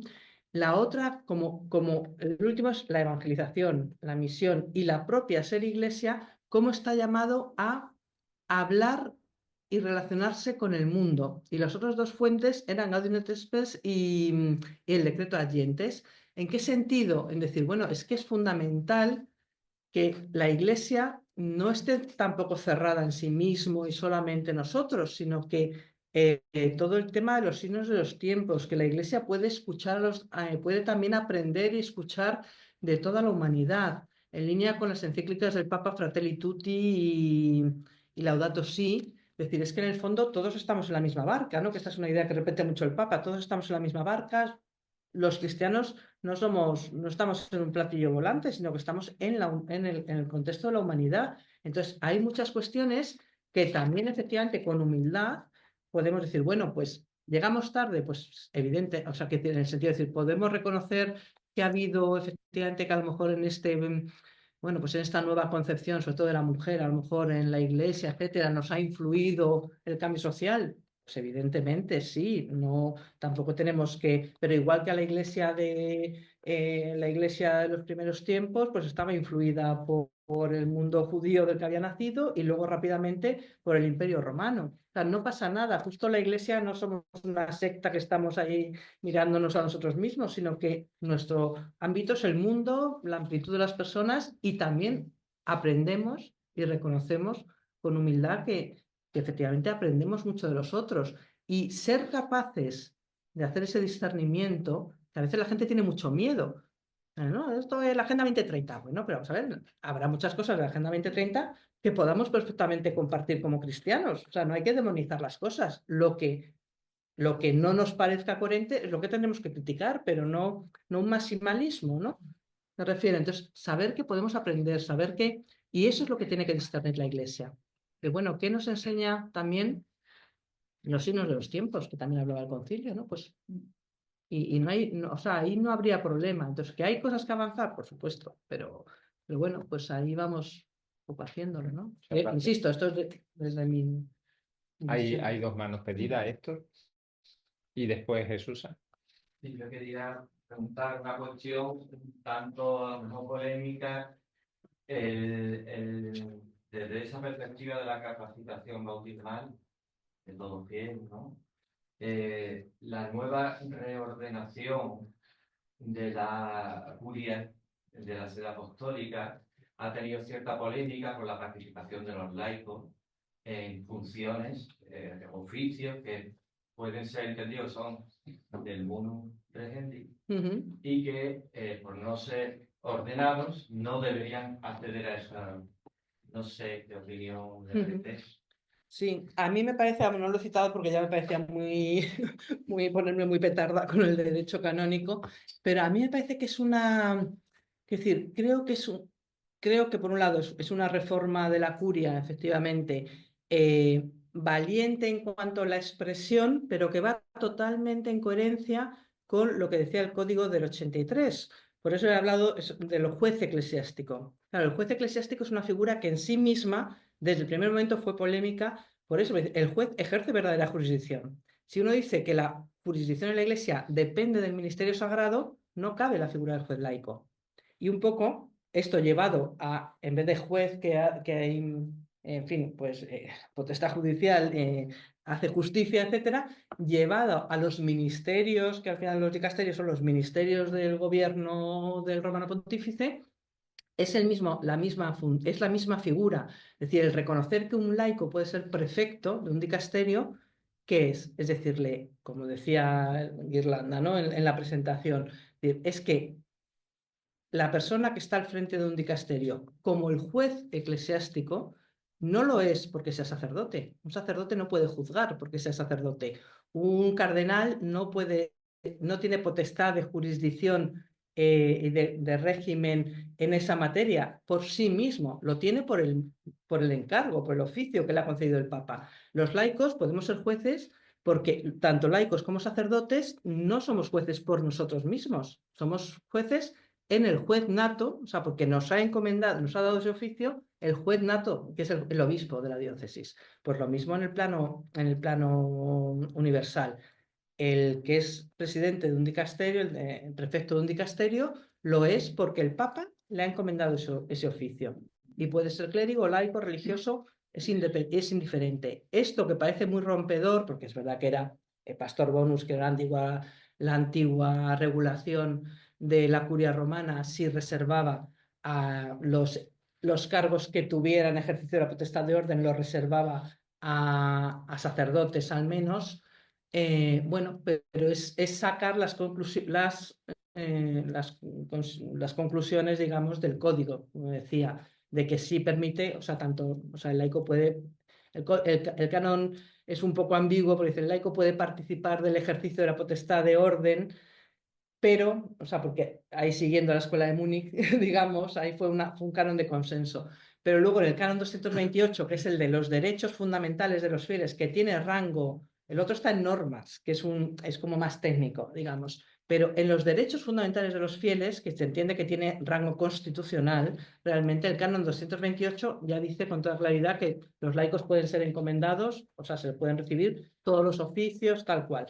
Es decir, es verdad que el código quizás era un poco ambiguo y la escuela de Múnich sí que es verdad que vinculaba mucho a la potestad de orden y la potestad de régimen, pero verdaderamente creo que mirando con objetividad toda la legislación, ya digo, no de Francisco, sino de Juan Pablo II, de Benedicto XVI y de Francisco, pues se va claramente a que al final los laicos pueden, igual que los sacerdotes, insisto, porque no lo hacen por sí, por su propia capacidad, sino por el de quien les confía ese oficio, ¿no? Entonces ahí yo creo que eso es lo que justifica, pero es verdad que esa reforma de la curia digamos, también es un avance más en esta, pues en esta apertura o reconocer esta posibilidad de que el laicado, insisto, con unas características, condiciones, capacidades y formación, puede desempeñar cargos de suma responsabilidad en la Iglesia, ¿no? Y otra cosa que a mí tampoco me gusta, pues eso, es que ya parece que bueno, pues que tienes que poner una mujer para que sea más visible o no. O sea, a mí a veces digo yo, bueno, realmente la igualdad la conseguiremos el día que no sea noticia que nombren a una mujer para nada. Pues ya está, porque habremos conseguido la normalidad, ¿no? Pero bueno, mientras tanto, pues habrá que dar esos pasos, ¿no? Bien, María Jesús. Me alegro mucho que hayas dicho lo de la mujer, lo de la Perdona mujer. perdona un momento, María Jesús, que te oímos muy bajito. Espera un ¿Ah, segundo. sí? Ahora, Ahora, ¿Ahora? Vale, sí. voy a bajar la mano ya. Me alegro mucho que hayas dicho ahora mismo lo de la mujer, porque yo en parte también me suelo ver un poco mujer florero, o me he podido ver mujer florero en muchos de los sitios eclesiales, porque parece que tienes que poner una mujer, estos son bromas, ¿no? Parece que tienes que poner una mujer ahí y en más de una ocasión, pues aquí dentro de nuestra diócesis, con alguno de los curas yo les decía, digo, voy a poner una flor, a ver si una planta y me escondo detrás, porque al fin y al cabo a veces da igual, ¿no? Bien, independientemente de eso, me ha encantado porque me ha encantado lo que has estado diciendo. Dos cosas, principalmente, quien me conoce sabe perfectamente que yo también voy por ahí, es la cuestión bautismal. El día que nos creamos como iglesia que lo del bautismo imprime carácter y que es algo fundamental y dentro de nuestro ser y nuestra esencia eclesial, las cosas cambiarán. Eso por una parte y luego por otra. Me ha gustado mucho también que digas que todos los ministerios laicales no tienen por qué tener, o sea, ¿cómo ha sido lo que has dicho? Que no todos los carismas tienen que tener un ministerio y todos los ministerios tienen que estar visibles, ¿no? En ese sentido yo también participo de ello, de lo que estás diciendo, porque no se trata de hacer un escalafón o de poner otra jerarquía laical. Se trata de vivir como iglesia independientemente de que tú seas cura y yo sea laico.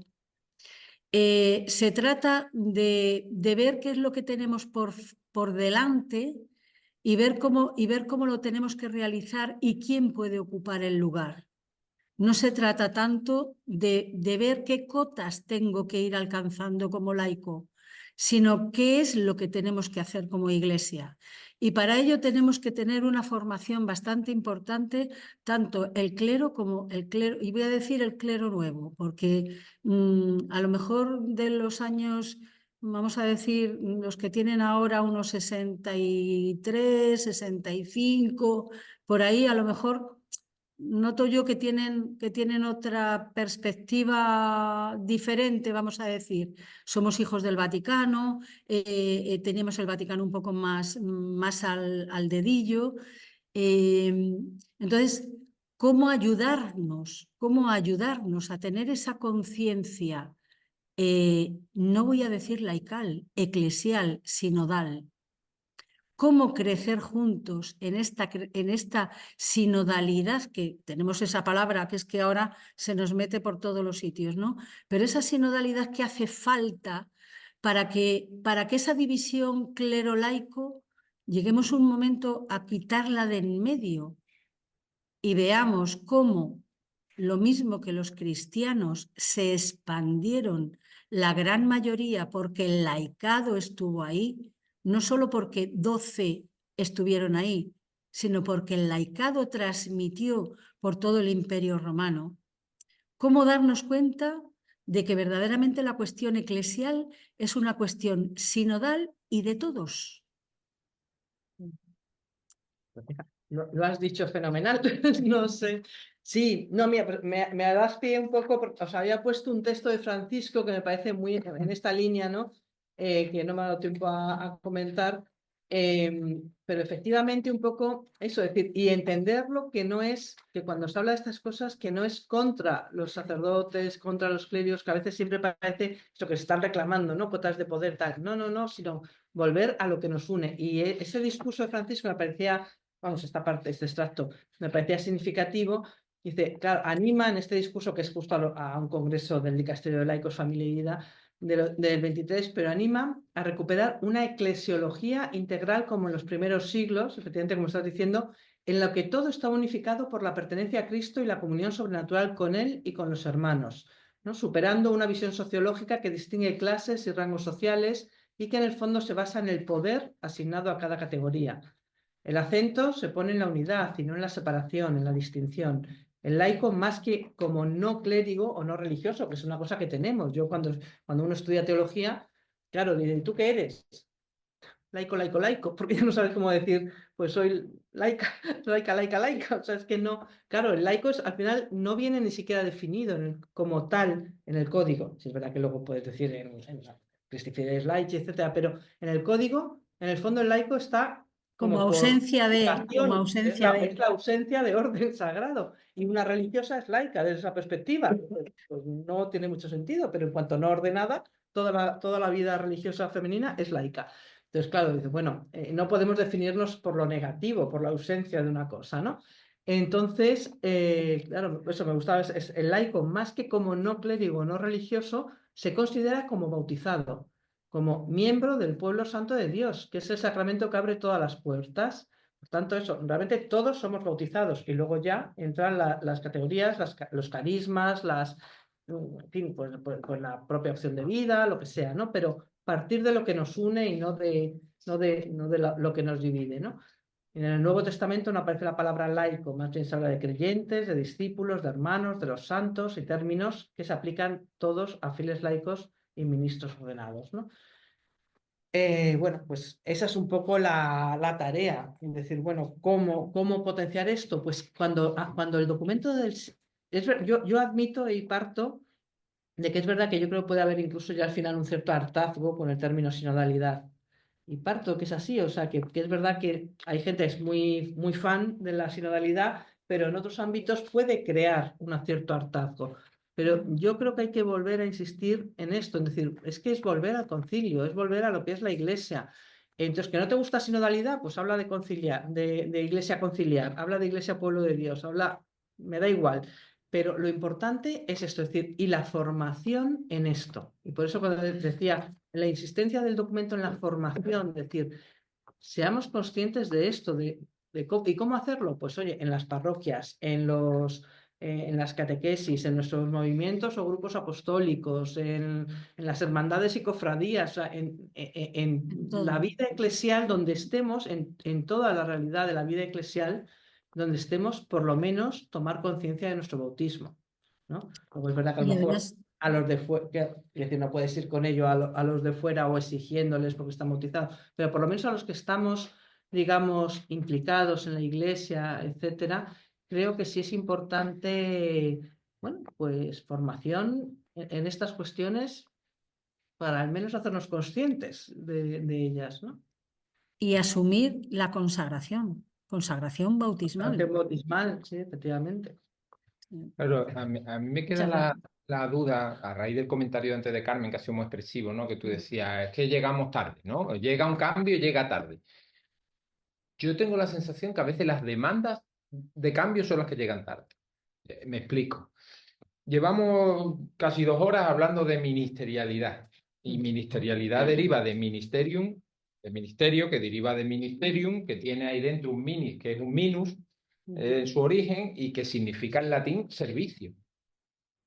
Claro, lo que pasa es que para nosotros ministerio, pues empezamos a pensar los ministros del gobierno del país y empezamos a pensar en, bueno, hablamos de ministerialidad laical y tú ahí lo has planteado muy bien. Vamos a hablar de la ministerialidad bautismal porque en el fondo a mí me da la sensación que hay demandas de muchos laicos que van detrás de asumir o parecerse a lo que eran los curas, no a lo que son los sacerdotes hoy, sino a la manera en la que se veían los sacerdotes antes. Y a mí me da la sensación que esa demanda es la que sí que va tarde. Me explico y te lanzo la pregunta a ver qué piensas tú. ¿No será que a lo mejor estamos perdiendo, entre comillas, esfuerzo, tiempo, ganas, ¿no? En buscar un cambio canónico para conseguir ciertas ministerialidades, ciertos ministerios, cuando en realidad la crisis gorda que tenemos es de reconocimiento de la mediación de la Iglesia y por lo tanto del ministerio en su conjunto, o sea, el ministerio instituido en su conjunto? Es que la figura del sacerdote hoy está en crisis. la ministerialidad del sacerdote está en crisis incluso dentro del pueblo católico. O sea, es decir, entonces estamos queriendo darle fuerza a algo que en la figura en la que estaba puesta toda la fuerza de la ministerialidad ya no nos la creemos, desgraciadamente. Entonces, ¿cómo ves tú esto? Sí, pero yo creo que no, porque efectivamente esa visión así es como, bueno, pues quiero alcanzar esta cota de poder, eso sí sería clericalizar al laicado. O sea, yo creo que al revés, que hay que partir lo que he dicho, es verdad que lo he dicho un poco rápido al principio, es decir, a mí sí me parece significativo, las palabras es verdad que pueden ser, pero al final representan cosas. No es lo mismo hablar de potestad de régimen que hablar de munus regendi, de munus, que hablar de ministerialidad. Entonces, por eso, por la ministerialidad lleva esta de servicios. Entonces, a mí me parece que lo que no es, o sea, lo que es realmente, lo que debería ser, o sea, no, es decir, obviamente que el sacerdote puede perder tal, no, o sea, pero eso, digamos, es otra cuestión, pues un poco como los cristianos en general podemos perder la esta. No, a mí lo que me preocupa es esto, es decir, la aproximación tiene que ser la contradecir.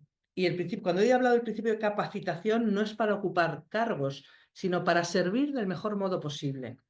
Entonces, a mí sí me parece que tenemos que servir del mejor modo posible conforme a nuestra formación, a nuestras dotes, a nuestras capacidades, etc.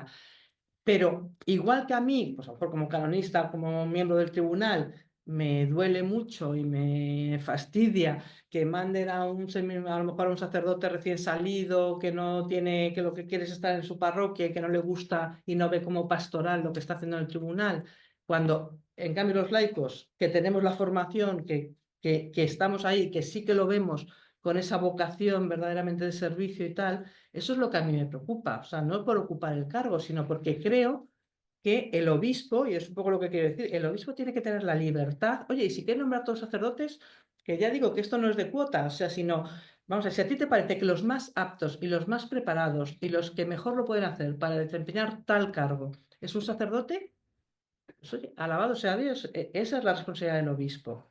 Lo que sí que me parece es que no se justifiquen que no puede ser un laico, cuando sí puede serlo. No, o sea, puede serlo. Que tú no ves al laico adecuado, que ves mejor este sacerdote.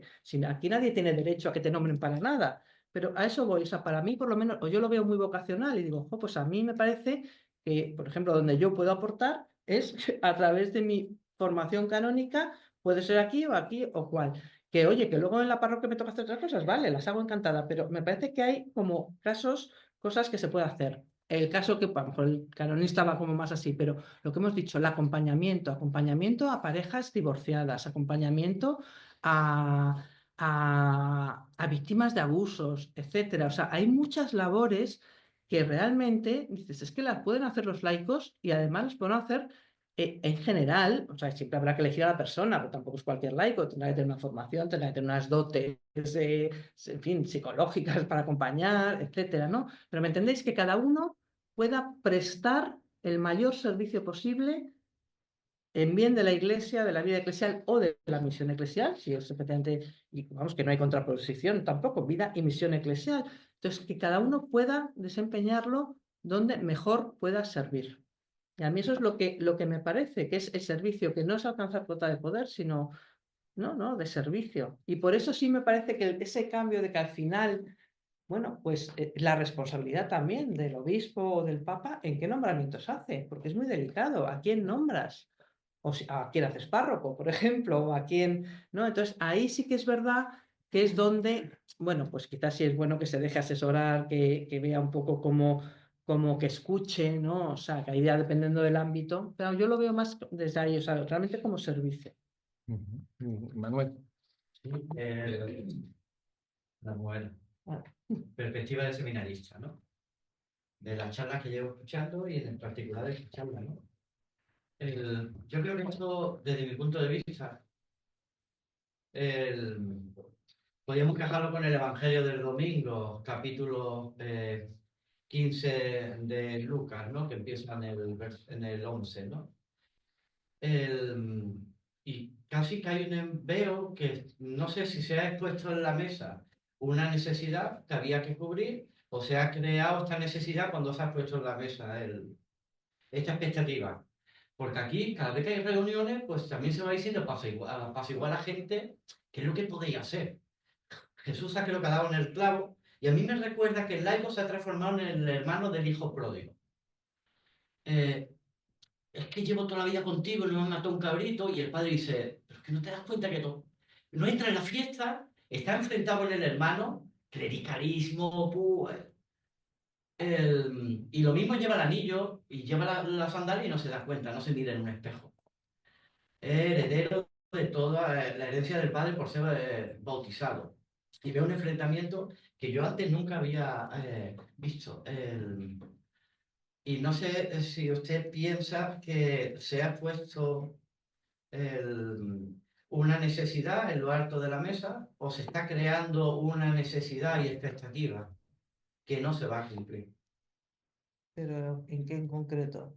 En todo, ya ya se estaban haciendo funciones que no se para, bueno, no paro de escuchar reiteraciones, ¿no? Es decir, yo no he escuchado nada nuevo, es decir, siguen dando la comunión, visitando enfermos, están en cargo de, menos lo de el tema del jurídico que ha mencionado, en lo demás ya el desempeño a los laicos funciona mucho mejor que los sacerdotes, hace muchísimos años. Es como un reiterar, como recordar, como, no sé. Bueno, Hombre, si se hace así, enhorabuena. O sea, bien está. Por eso digo, o sea, yo no veo que es poner una expectativa.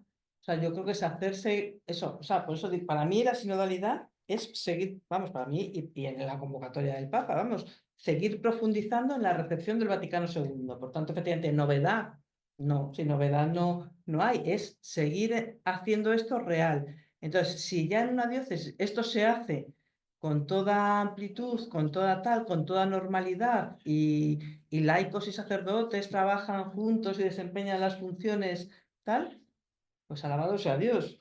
Lo que sí me consta es que hay muchas diócesis en que no se hace así, porque, por ejemplo, he puesto un ejemplo concreto, la parte jurídica, efectivamente, pues lo de unas posibilidades que abría el código hace más de 40 años, todavía a día de hoy, por ejemplo, soy juez eclesiástico, a día de hoy, si no me equivoco, creo que tienen diócesis catalanas y Madrid. Cuando canonistas tenemos 5 facultades de Derecho Canónico en España, que después de Roma y de Italia somos los que más facultades de Derecho Canónico tenemos. Y sin embargo, hay una resistencia objetiva a hacerlo, ¿no? Entonces, por eso que yo... ¿a estudiar la carrera o a...? No, del obispo nombrar jueces laicos, pero no porque no le convenza el laico, porque le nombra, no, porque le nombran, o sea, que si a ti no te convence el laico, pues no le nombras para el tribunal, pero no le nombras fiscal y no le nombras juez. Ahí la misma formación se requiere para ser fiscal que para ser juez, la misma, exactamente. Entonces, si el obispo no nombra para ser juez, muchas veces, no quiero hacer juicios de valor, pero muchas veces la razón que está detrás es la de que la potestad de orden y la potestad de régimen son indisolubles. Y eso se discutió en el Concilio Vaticano II, pero insisto que la ley de la Iglesia, que al fin y al cabo viene ya de lejos, claramente lo separa. Pero algunos siguen pensando que eso es indisoluble y por eso leyes como Código de Derecho Canónico, como la de la Curia Romana, etcétera, sí me parece que son significativas para avanzar por ahí. Que es verdad que hay muchas otras facetas de la vida en que se normaliza todo mucho más, sí.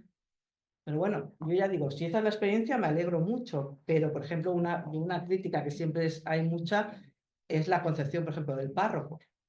El párroco oye de verdad, escucha, vamos, con los obispos a sus consejos, pero por no irnos al obispo, por una cosa que nos pueda llegar a todos más. El párroco tiene consejo de pastoral, realmente lo escucha, realmente lo convoca, claro. Pues alabado sea Dios. Es que O sea, eso es lo que hay que hacer. Creo que el problema que tenemos nosotros aquí es que nos va muy bien. Entonces, Ay, por oye, pues eso, hijo, qué suerte, qué alegría. por eso nos qué estamos alegría, planteando claro. unas cosas que Sí, a lo que mejor eso lo nosotros- vivís ya. Ay, pues Sí, fenomenal. pero con eso hay que tener cuidado, Flores, también, porque Claro, no, vamos a ver, pero sí. nuestro obispo actual, si don Santiago pensara que todo va tan maravillosamente bien, no habría modificado el derecho canónico diocesano, el derecho diocesano, para hacer los consejos pastorales parroquiales obligatorios.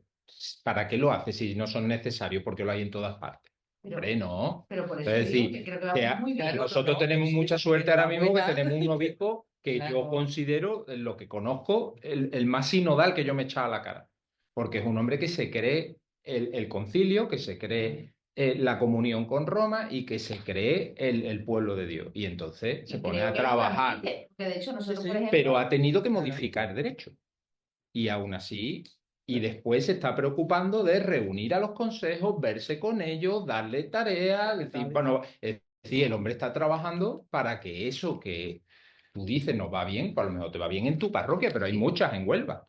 no, Y pero digo que precisamente, Sí, que sí, no no, que que sea, eso está genial, que claro. no que que sea más tiene- de lo mismo, sino que creo que aquí lo vemos normal. Entonces, es como cuando en una casa, por ejemplo, un cine, cuando vienen a mi casa y me dicen, a mi niño no le tienes que explicar en el cole que el papá y la mamá tienen que ayudar. Yo les extraño cuando dicen, ay, que lo tenéis que hacer obligatoriamente, pues aquí se hace todo con naturalidad. Claro. Pues esto es más o menos lo mismo que aquí, gracias a Dios. Nosotros, por ejemplo, en nuestra parroquia somos más lectoras que lectores, mujeres dan la comunión, mujeres van de monaguillas, Claro. que yo sé que eso no es lo normal, pero en Moguer ya eso es lo normal, lo totalmente instaurado. Y cierto es que todo eso que nos ha estado transmitiendo, a mí me da mucha pena que eso se tenga que Se ver. tenga que decir, claro. Y Sí, si sí. quieren dar un paso más, que hagan como lo que le dice al joven rico. Mi madre se quedó viuda y entró de monja clarisa. Si tú quieres dar un paso más, la radicalidad y la santidad, es algo. Nadie te pone algo en la rueda de tu bicicleta ni nada. Es decir, que el que quiera buscar la santidad con radicalidad la puede buscar de mil formas, a pesar de que esté ejerciendo durante años un servicio, un ministerio como bautizado en la iglesia. Que nadie corta alas ni nada.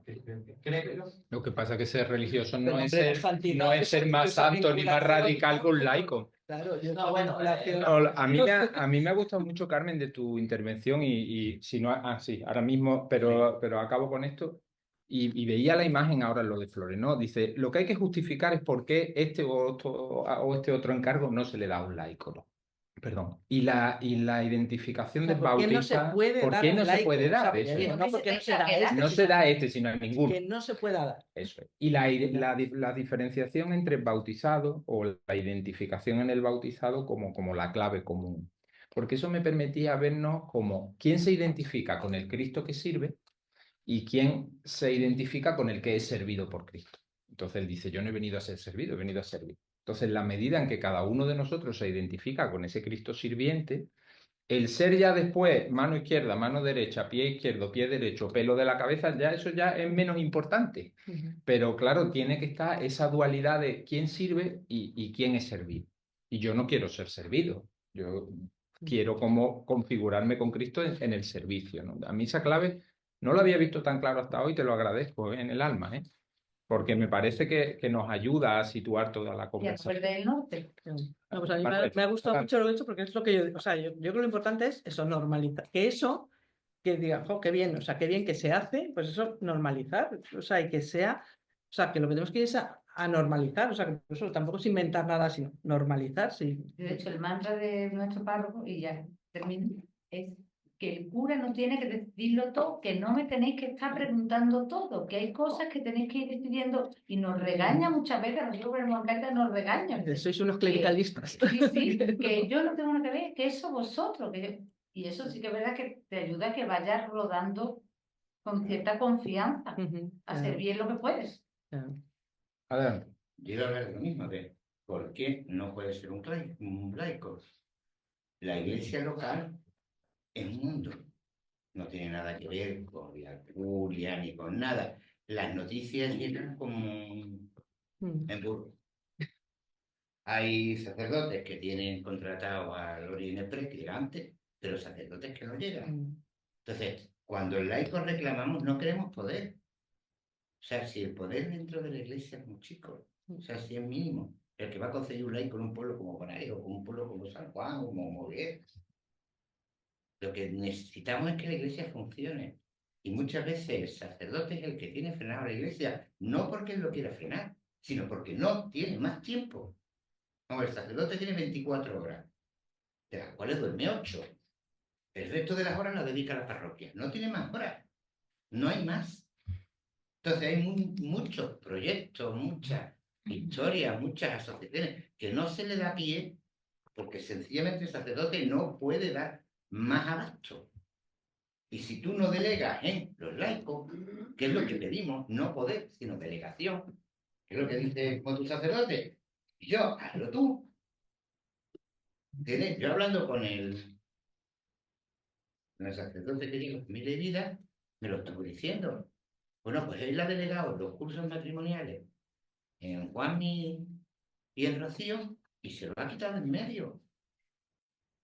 ¿Entiendes? Entonces ellos lo llevan estupendamente. Él de vez en cuando se reúne y se acabó. Entonces, esa es la función. El sacerdote no es que lo deje por abandonado. Pero, hombre, no tienes por qué hacerlo tú todo. Porque si tú lo haces todo, frenas mucho que se podía hacer con los laicos que tienes en tu parroquia. Ahora mismo se está intentando meter el proyecto Raquel. Bueno, pues, ¿cuántas parroquias no habrá ni el intento porque ya el sacerdote no puede con más? Cuando a lo mejor un laico de la parroquia sí podía fomentar ese proyecto en parroquias concretas. Que cuando yo hablo de la reclamación del laico no es para pedir poder ni para ir en contra del sacerdote, ni... No, es sencillamente servir para que la parroquia sea más grande, sea más funcional, tenga más servicio. ¿Quieres comentar algo? Le damos la palabra a Jesús para la última pregunta, si no hay ninguna más. Gracias. Adelante, María Jesús. Mira, no es una pregunta exactamente, pero sí que es cierto que aquí nos queda mucho camino por andar, porque hay una clericalización en el laicado. Hay veces que el laicado tiene, en vez de tener el alzacuello el cura aquí, lo tiene aquí. Entonces, ¿cómo despertar al gigante dormido? Hace mucho tiempo, cuando los obispos sacaron también todo la nuevo Millennium Ineunte, se hablaba mucho del despertar del laico. Todavía no hemos despertado. O sea, es tan lento la comprensión de lo que significa laico igual a cristiano de a pie, laico igual a responsable dentro de su iglesia, y lo mismo los que pueden llegar a ser también sacerdotes, ¿no? De decir, ¿cómo cambiar este clericalismo tan grande que tenemos? Porque a veces es como que el laicado se ha acostumbrado a tener unas esposas puestas en las muñecas y ahora cuando se las quitan, dice, ¿y ahora qué hago? ¿Ahora qué hago? O sea, que ya ni conformación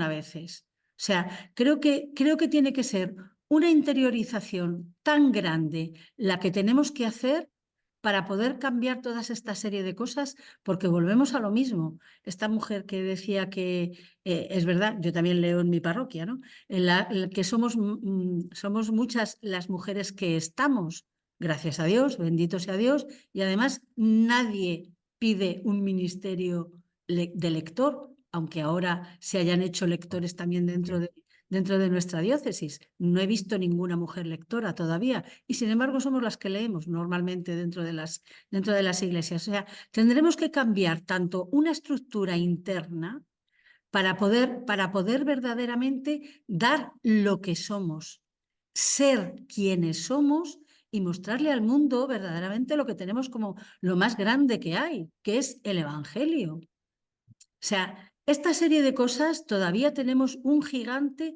muy dormido, muy dormido. Bueno, y perdón, ya no hablo más, Juan Diego. Muchas gracias. Pues vamos a darle la palabra final a Carmen por si quiere cerrar de alguna manera, así después de este coloquio intenso, con brevedad, como te parezca, darle una guinda y cerramos.